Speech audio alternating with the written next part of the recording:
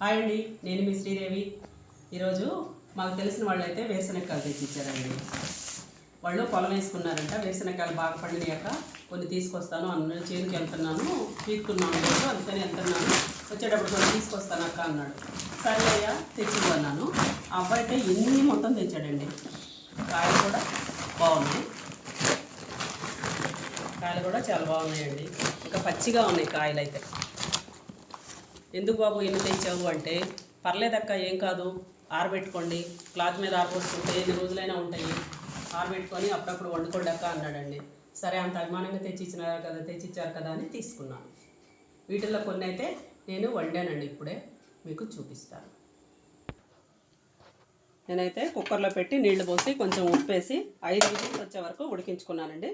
ఇప్పుడు వీటిని అయితే గిన్నెలో వడపోసుకుంటాను. చూడండి, వడపోసాను. మాకైతే ఇన్ని సరిపోతాయండి, అందుకోసమనే కొన్నే చేసుకున్నాను. మనకి ఎన్ని అవసరం అన్నీ చేసుకోవాలి కదా, అందుకోసమే కొన్ని చేశాను. చూడండి, వేరుశనక్కాయలు కూడా ఒకటి తిని చూస్తాను. విత్తనాలు బాగున్నాయండి, టేస్ట్ కూడా బాగుంది.